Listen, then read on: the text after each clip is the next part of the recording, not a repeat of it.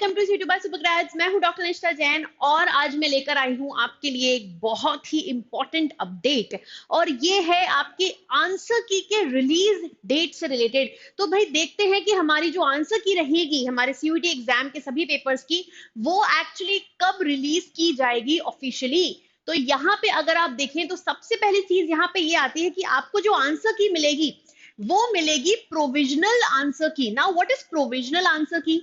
Provisional answer की मतलब जो टेम्पररी रहेगी, जिसमें चेंजेस होने के चांसेस हैं और उसमें अगर कोई चेंजेस होंगे तो वो करने के बाद एक फाइनल आंसर की रिलीज की जाती है, यूजुअली आपके रिजल्ट के डिक्लेरेशन से एक दिन पहले।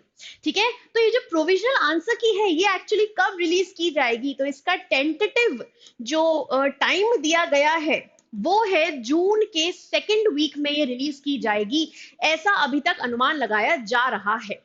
इसके बाद आपको ये जो आंसर की मिलेगी ये कहां मिलेगी, ये भी तो बहुत इंपॉर्टेंट है। तो ये मिलेगी आपको उनकी ऑफिशियल वेबसाइट पे, एनटीए की जो ऑफिशियल वेबसाइट है उस पर exams.nta.ac.in। इसमें अगर आप सीयूईटी यूजी वाले सेक्शन पे जाएंगे तो यहां पर जाकर जब आपकी आंसर की अवेलेबल होगी तो वो आपको आसानी से मिल जाएगी।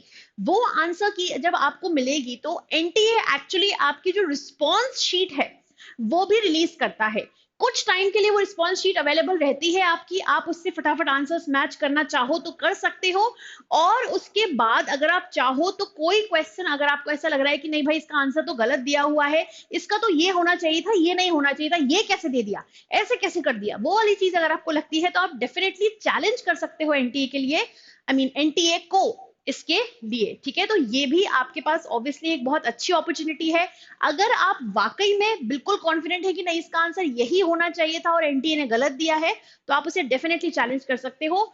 लेकिन द कैच हियर इज कि आपके पास उसका एक बहुत ही वैलिड प्रूफ होना चाहिए कि भाई इसका आंसर ये क्यों है, उसका आपको प्रूफ भी देना जरूरी है। ऐसा नहीं कि आपने बस चैलेंज कर दिया और एनटीए ने मान लिया, ऐसे नहीं होता है। ठीक है, उसके बाद आते हैं फाइनल आंसर की पे। तो भाई जब एनटीए को लगेगा कि अब सारी चीजें हो चुकी है, सारे चैलेंज वैलेंज आ गए, हमने रेक्टिफाई कर लिया, कुछ अगर गलती हुई होगी तो वो सब होने के बाद फिर यूजुअली डिक्लेरेशन जो रिजल्ट का होता है उसके एक दिन पहले आपको एक फाइनल आंसर की दी जाती है और उसके बाद आ जाता है आपके सीयूईटी एग्जाम का रिजल्ट।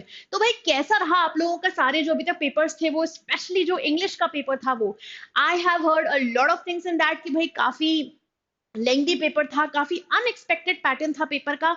क्योंकि जैसे अगर सबसे पहला जो एग्जाम हुआ था सीयूईटी का उसमें क्या था, उसमें एक्चुअली वोकैब को ही वेटेज ज्यादा दिया गया था।